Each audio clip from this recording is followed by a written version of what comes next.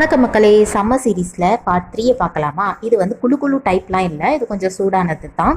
இருந்தாலும் நமக்கு சம்மர்னு வந்துட்டாலே மாங்காய் ஊறுகாய், வத்தல், வடாகம் இந்த மாதிரி விஷயங்கள் தான் உடனே ஞாபகம் வரும். மாங்காய் ஊறுகாய் செய்யறதுக்கு முதல்ல மாங்காயை நல்லா வாஷ் பண்ணிவிட்டு துணியை வச்சு நல்லா தொடச்சி எடுத்துடணும். நல்லா ட்ரையாக இருக்கணும், சொட்டு தண்ணி கூட இருக்கக்கூடாது. அதனால இப்போ மாங்காயை சின்ன சின்ன துண்டுகளாக கட் பண்ணி எடுத்துக்கலாம். இந்த ஊறுகாய் செய்யும் போது நான் ஒரு சின்ன தப்பு பண்ணிட்டேன். அது என்னன்றதை நான் வீடியோவுக்கு நடுவில் சொல்கிறேன்.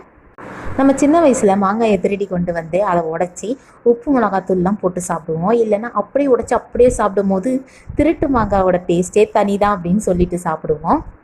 இதுவே வீட்டில் மாங்காய் வாங்கிட்டு வந்து குழம்புல போடலான்னு வச்சுருக்கும் போது நம்ம என்ன பண்ணுவோம், அதை எடுத்து உப்பு மிளகாத்தூள் போட்டு நம்ம ஜாலியாக சாப்பிட்டுக்கிட்டு இருப்போம்.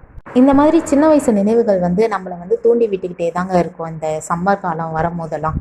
இப்போ இருக்க பிள்ளைங்களுக்கு இந்த மாதிரி அனுபவங்கள் வந்து இருக்கிறதே இல்லை. ஏன்னா பெரும்பாலும் வீடுகளில் மரங்களே இருக்கிறது இல்லை. நமக்குமே வந்து திருட்டு மாங்காய் கிடைக்கணும் அப்படின்னா வந்து நம்மளே வந்து ரொம்ப தேடி தேடி தேடி தான் அந்த மரத்தை தேடி கண்டுபிடிச்சி தான் எடுக்க வேண்டியதாக இருக்குது. அதுலேயும் சிசிடிவி கேமரா அது இதுன்னு வச்சு நம்மளை பயமுறுத்திடுறாங்க. ஸோ நான் மாங்காயை வந்து சின்ன துண்டுகளாக வந்து வெட்டி எடுத்துக்கிட்டேன். இன்னொரு மாங்காயை கட் பண்ணும்போது அது மாம்பழமாக இருந்தது. சாப்பிட்டு பார்த்தா ரொம்ப ஸ்வீட்டாக இருந்தது. அதனால் அதை சாப்பிட்டு அப்படியே எடுத்து வச்சுட்டேன். நான் சொன்னேன்ல ஒரு தப்பு பண்ணிட்டேன் அப்படின்னு. அந்த ஸ்கின்னை பார்த்தீங்களா, அது எவ்வளோ திக்காக இருக்குது. இந்த மாதிரி திக்காக இருந்தால் ஊறுகாய் வந்து கொஞ்சம் சொதப்பிட்டு தான் வரும். எனக்கு அது மாதிரி தான் ஆச்சு. நீங்கள் இந்த மாதிரி திக்கான ஸ்கின் இருந்தால் அதை கட் பண்ணி எடுத்துருங்க.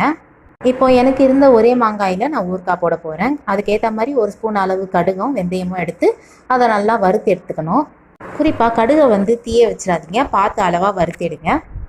ஒரு சின்ன பேன் வச்சு அது ஹீட் ஆனதும் அதில் கடுகும் வெந்தயமும் போட்டு நல்லா வறுத்து எடுத்துக்கிட்டேன். கடுகும் வெந்தயமும் நல்லா வந்து பொரியிற அளவுக்கு வறுத்தெடுத்து ஆற வச்சு எடுத்துக்கலாம். இப்போ இது நல்லா ஆறிடுச்சு. இது ஒரு மிக்ஸி ஜாரில் மாற்றிட்டு அது கூட 1.5 ஸ்பூன் மிளகாய்த்தூள், ஒரு 1/4 டேபிள் ஸ்பூன் அளவுக்கு பெருங்காய பொடி, 1.5 டேபிள் ஸ்பூன் வந்து உப்பு, இதெல்லாம் சேர்த்து நல்லா அரைச்சி எடுத்துக்கலாம். ஊறுகாய்க்கு எப்போவுமே வந்து நல்லா நைஸாக அரைச்சி எடுத்துக்கணும். அப்போ தான் வந்து ஊறுகாய் நல்லாயிருக்கும். இது போல் நல்லா நைஸாக அரைச்சி எடுத்துக்கலாம். இப்போ ஒரு கடாயில் எண்ணெயை ஊற்றி, நான் எடுத்துருக்கிறது ஒரே ஒரு மாங்காய் அப்படின்றதுனால நான் ஒரு 7 ஸ்பூன் எண்ணெய் ஊற்றிக்கிட்டேன். அது நல்லா காஞ்சி வந்ததும் இந்த மாங்காயை வந்து அதில் கொட்டி நல்லா வதக்கி விட்டுட்டேன். இந்த மாதிரி நல்லா வதங்கி வந்த பிறகு நம்ம அரைச்சி வச்சுருக்க அந்த மசாலாவை வந்து கொட்டி நல்லா கலந்து விட்டுக்கலாம்.